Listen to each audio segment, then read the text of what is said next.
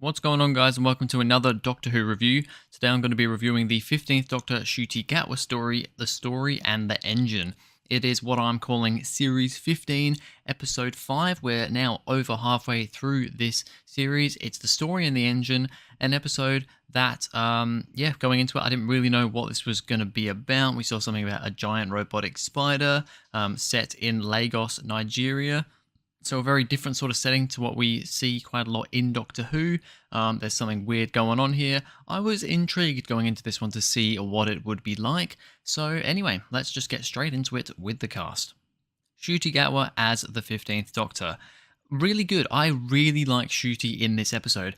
There isn't really any of the cringy kind of stuff that I don't like about this Doctor. You know, I've always said that I don't like the whole babe and the honey and just kind of his lingo. I don't like that part. I mean, I know that is what this Doctor is, but I don't really like that part of this Doctor. It's just a personal preference for me. He's a bit too, down with the kids, and the Doctor's never really supposed to be like that, but thankfully, in this episode, there isn't really any of that, and because of that, I really like the Doctor in this episode. Of course, Ncuti, a man who, I mean, I don't think he was born in Africa, but he has African origins, Ncuti, and this story set in Africa, in Nigeria, and, working alongside the cast of all those other Africans. Just really good chemistry between them all. I think it brings out a great performance in Ncuti here, and just generally, I really think he does a good job in this episode. This could be just like as a full episode performance, this could be one of my favorites of his. I mean, there's not really any big standout moments. There's definitely been better standout moments in other episodes for me from Ncuti, but as a whole episode, how I've liked the Doctor, this one is up there. Farada Sethu as Belinda Chandra. Yep, she's alright in this one. It's a fairly companion-like story. I was actually, halfway through the story, I was thinking this is really a very companion-like story. Belinda is in the TARDIS for the majority of it. She kind of lets the Doctor go out and explore on his own, and she stays back in the TARDIS. She does eventually come out and, reunite with the Doctor at the Barber, but it is, I'd say, a fairly companion-like story. So Belinda doesn't get a whole lot to do in this one, but what she has got, she has a couple of little scenes here and there at the hospital through like the stories and stuff, and those are good. So yeah, for what she does, she's fine. Right, so let's get into some points about this episode. The Doctor feeling at home in Nigeria. So the episode starts, they land in Lagos, Nigeria, and the Doctor says, he's been here before. He goes here and gets a haircut from this barber, this guy called Oman, very often, just because, he feels at home here. He feels at home in Nigeria. And I like that. I mean, obviously, there's a thing here of, and I mean, it is mentioned, of course, the Doctor is now a black man, never been a black man before, as far as we know anyway. Who knows with the Doctor, he seems to pop out incarnations all over the place. But he says that, being a black man, you don't get the recognition and, you don't fit in as much sometimes in other places, whereas here he feels like he's at home. And I liked that. Obviously, once he regenerates and turns into a different Doctor, is he still going to feel at home here? I'm not really sure. I think it is purely just this Doctor feels at home here, and I don't really have an issue with that. I like it. I think it works very well. And when he rocks up and he starts, hugging all these people, and like, "Oh, Doctor, nice to see you." I thought it was a really wholesome little moment. People have to tell stories while in this barbershop, and they get visualized on a screen. Now, I really liked that aspect. Of course, the cold open kind of showed this a little bit of somebody, making a story. It was actually Oman talking about the Doctor, and it's like visualized up on the screen. And then I loved how the titles kind of merged into the screen, that you saw them on the screen and then it went into the proper titles. I really liked that. At first, I didn't really understand what was going on because I didn't quite twig on with the whole screen thing until later on. But once I figured that out, I was like, that's actually pretty cool. It's happened quite a lot recently, actually, where the show, goes from just the show happening and it kind of just works itself into the titles. And I just think it's a really cool concept. I really like that. I thought it worked well. The Doctor's story fuels the engine more than others. So the premise of this is that in this barbershop, of course, it's Oman's barbershop, But this other guy has come in and seemingly taken over the shop. He's locked everybody in, so they now can't leave this barbershop. But other people can come in. We'll get to that a little bit later of what's going on there. But this guy, he gives you a haircut. He seems to make people's hair just grow back instantly as well, so that he can then give them another haircut. Because when he's giving you a haircut, you've got to tell a story, and that fuels some sort of engine. We don't really know what's going on there at some point, but basically stories fuel this engine to keep something happy or to keep something working. And I thought that was a really cool concept. And so he gives the Doctor a haircut, and the Doctor, of course, many stories to tell.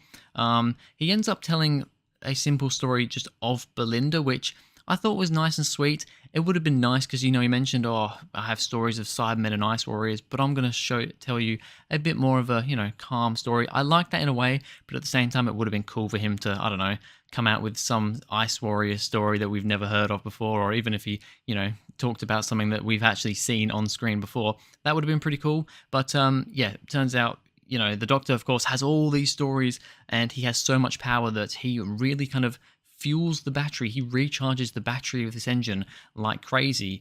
And yeah, they're very happy that he's there because, he can keep this engine alive, whatever this engine is.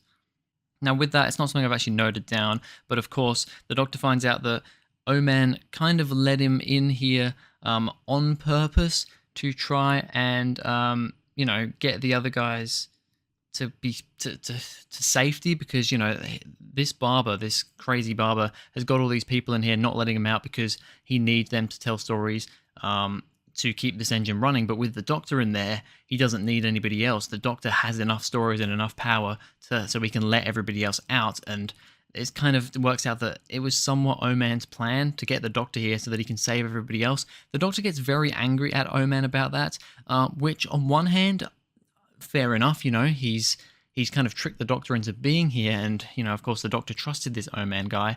But at the same time, I think it's a little bit out of character for the Doctor to be so annoyed, because Oman is trying to save these other people. So you sacrifice one person, being the Doctor, to save all these other people. I don't know. I just think it's a bit out of character for the Doctor to be as annoyed as he was in that scene, but it did at least create a bit of a bit of tension in the air. The barbershop is on the back of a giant robot spider. Now, this is probably the main part of the episode that I didn't really understand. The robot spider. I don't really know what was going on. So the Doctor goes to open the door.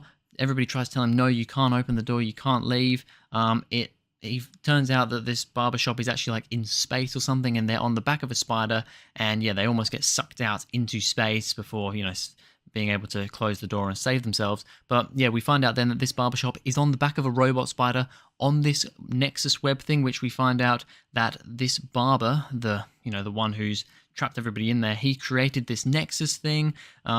It's a little bit confusing. He created this Nexus thing to, I don't know, to fuel some engine. I don't 100% understand what it was, but there's something to do with the gods in there. It is quite a complicated story here and there.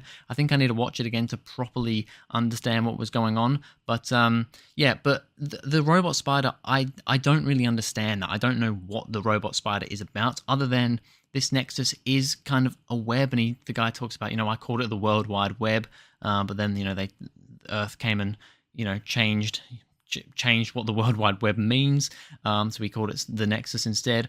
But yeah, just the fact of it being just a robot spider, I think it was just more of a visual of, this looks like a web, so we'll have a spider on it. I don't really understand why they were on the back of a spider. Abena met the fugitive Doctor. I can't. It's Abena. Abena. I'm not sure how you pronounce it, but she met the fugitive Doctor. This was another one that I didn't quite understand, but we have her because she's the other person in this place who seems to be working with the barber. She's along with him. She can leave this barber just as she wants, whereas nobody else can. She met the fugitive Doctor, I think. It seems like the Doctor's met her before. And then we have this, when the Doctor's talking to her, it kind of pans around and the Doctor changes into the fugitive Doctor for a brief moment.